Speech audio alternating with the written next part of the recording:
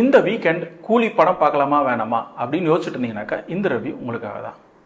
இந்த படத்தில் சத்யராஜ் ரஜினியோட ஃப்ரெண்டு நடிச்சிருக்கிறாரு. அவர் ஒரு மர்மமான முறையில் கொல்லப்படுறாரு. அந்த கொலையை இன்வெஸ்டிகேட் பண்ணுறதுக்காக ரஜினி விசாகப்பட்டினம் போகிறாரு. அங்கே போனதுக்கப்புறம் அவருக்கு நிறைய ஷாக்கிங்கான இன்ஃபர்மேஷன்லாம் ரிவீல் ஆகுது. அவரால் சத்யராஜை கொலை பண்ணவங்களை கண்டுபிடிக்க முடிஞ்சதா இல்லையா, பழிவாங்க முடிஞ்சதா இல்லையா அப்படின்றது அந்த படத்தோட கதை. இந்த படத்தில் அனிருத்தோட மியூசிக் ரொம்ப சூப்பராக இருந்துச்சு. ஒரு சில சண்டை காட்சிகளை அவர் பேக்ரவுண்ட் மியூசிக் மூலயமா வேற லெவலுக்கு எலிவேட் பண்ணி கொண்டு போய் நிப்பாட்டியிருக்கிறாரு. ரஜினியோட பர்ஃபார்மன்ஸ் ஒரு சில இடங்களில் ரொம்ப சூப்பராக இருந்துச்சு. ஆனால் நிறைய இடங்களில் அவரோட பாடி டபுள் ப்ளஸ் இந்த கிராஃபிக்ஸ் ஒர்க் எல்லாமே நெருடலாகவே இருந்துச்சு எனக்கு. ஷோபின் இந்த படத்தில் பயங்கர ராவாக பர்ஃபார்ம் பண்ணியிருக்கிறாரு. அதுவும் இல்லாமல் படத்தோட ஆரம்பத்துலேருந்து கடைசி வரைக்கும் பயங்கர ரேஞ்ச் ஆஃப் எமோஷன்ஸையும் எக்ஸ்பிரஸ் பண்ணியிருக்கிறாரு. அவரோட ஒய்ஃப் வர மிஸ்ட்ரி கேரக்டர் ஒரு பயங்கரமான சர்ப்ரைசிங் எலிமெண்ட்டாக அந்த படத்தில் இருக்குது. லோகேஷ் கனகராஜோட டைரக்ஷன் இந்த படத்தில் ரொம்ப ஆவரேஜாக தான் இருந்தது அப்படின்னு சொல்லுவேன்.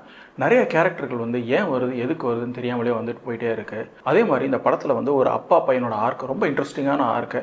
ஆனால் அந்த ஆர்க்கை பேட்ரியாட் அப்படின்ற இங்கிலீஷ் படத்துலேருந்து அப்படியே உருவி யூஸ் பண்ணியிருக்கிறாரு. லோகேஷ் கனகராஜ் மாதிரியான directors national level attention gain பண்ணிட்டு இருக்க நேரங்களில் இந்த மாதிரி ஆங்கில படங்கள்லேருந்து அப்படியே உருவி யூஸ் பண்ணுறது அவரோட இமேஜுக்கு நல்லதில்லை அப்படின்னு நினைக்கிறேன். இந்த படத்தோட பெரிய ஸ்டார் அப்படின்னு பார்த்தோன்னாக்கா சன் டிவி நெட்வொர்க். ரொம்ப வருஷங்களுக்கு அப்புறமா ரஜினியோட படத்துக்கு கட் அவுட், பேனர், ரசிகர்கள் விசில் பறக்க படத்தை பயங்கரமாக ரிலீஸ் பண்ணியிருந்திருக்கிறாங்க. இந்த படத்தை ரசிகர்களோட பார்க்குற ஒரு அனுபவமே தனியான அனுபவம் அப்படின்னு நினைக்கிறேன். அப்படி ஒரு அனுபவம் உங்களுக்கும் வேணும் அப்படின்னாக்கா இந்த படத்தை இந்த வீக்கெண்ட் அவசியமாக பாருங்கள்.